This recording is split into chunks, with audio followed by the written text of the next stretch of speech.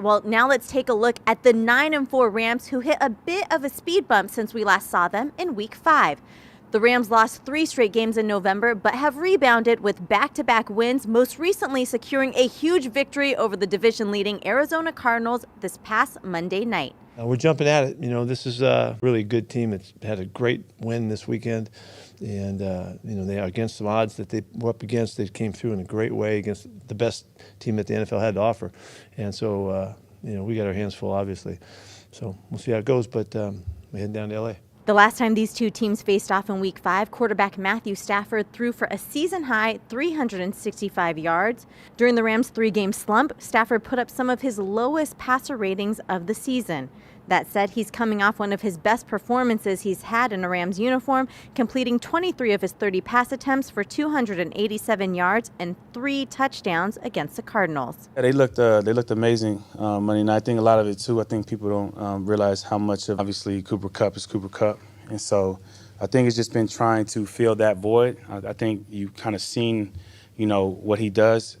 Obviously, he runs great routes, he catches the ball, but he does a lot of dirty work, a lot of stuff up in the middle. And so trying to replace a guy like that obviously has been difficult, and they seem to have figured it out a little bit last game. The Rams may be without the injured Robert Woods, but they do have 3-time Pro Bowl receiver Odell Beckham Jr., who was added to the team since the last time we faced them. OBJ has scored in each of the last 3 games for the Rams, and he was recently activated from the COVID-19 list and should be available for Tuesday's game. He's an amazing weapon that you got to be conscious of. So, like I said, he's not going to do all the running over the middle like Robert Woods does, but he'll run a crazy slant and go because you got to honor his slant. And then as soon as you jump that, then he has the speed and the athleticism to take the top off. So I think they're finding little ways to kind of put over routes with him. They'll use him as kind of a decoy for Cooper Kupp to run underneath. And so it's just another weapon that we got to be conscious of. Along with Beckham, Stafford still has Cooper Kupp at his disposal. The Eastern Washington product currently leads the NFL with 113 catches, 1,489 receiving yards, and 12 touchdowns. He's the whole show now. He's a great football player. He's been a great player since the first he stepped into the league. Now, without Robert, they've really had to lean on him, and just more so than ever. But they've always counted on him. I mean, of course, we have Shane here, and Shane's talked about, the factor that he is for them because he does everything. He catches the ball in critical situations. He's all the play passes. He's protecting. He's in the running game everywhere.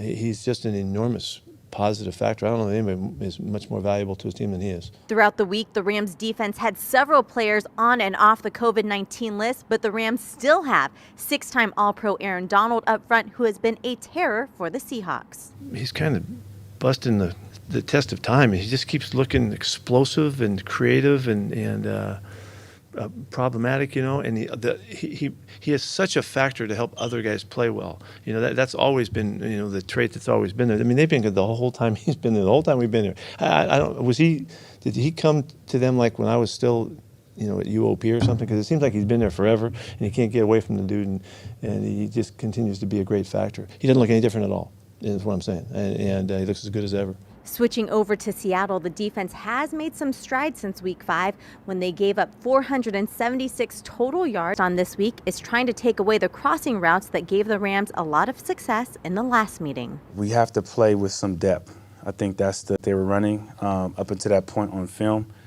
They weren't running it as deep as they ran it in our game. And so we have to be conscious of those particular routes and make sure we play a little bit deeper. Jump the short one, they'll throw it over your head. If you stay back, they'll take the 5 to 7 yard gain. And so it's one of those games where you're just going to have to be patient and you're going to have to. The COVID-19 list, which remains lengthy for the Rams. Another tough NFC West matchup looms with the LA Rams coming to town with a 3-1 record. The Rams are coming off their first loss of the season, falling to the air. Los Angeles has a new quarterback under center after trading for Matthew Stafford during the offseason. 4 games, Stafford has thrown 1,222 yards, which ranks 4th in the NFL, and his 11 touchdown passes ranks 2nd. Plays and all. Big, tall, hard throwing quarterback is what both those guys are, and very similar in when you look at the game. But I think you can tell that the coaches are really trusting Matthew and really giving him a lot of latitude to throw the ball a lot and spread the field, and it's obvious that they really are excited about what he contributes. He's seeing a terrific scheme. He's seeing excellent receivers. The pass protection, he's been sacked 3 times in 4 games. That's the quarterback's dream. So they're off to a terrific start, and it looks really like it was a great move to get him. I think he's uplifted their program, it seems, and they're excited about it.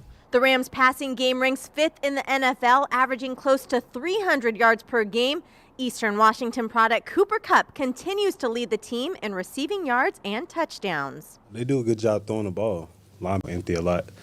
And so this week is going to be a good challenge for us as far as getting in our zones and perfecting our coverages. They're very versatile.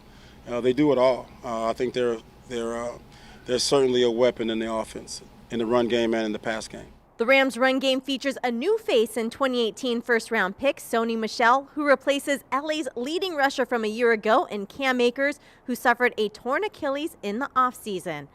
Michel and third-year back Darrell Henderson lead the way for the Rams' run game, combining for 338 yards and 2 touchdowns on the year. He's a good back, one cut back, got a lot of speed, physical.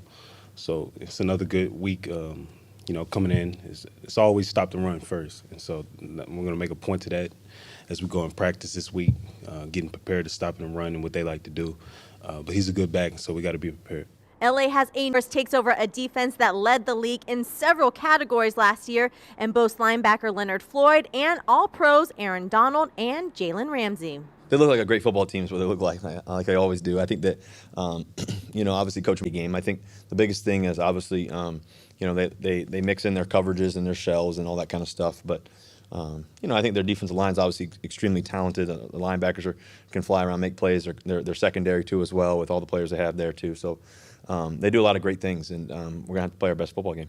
Looking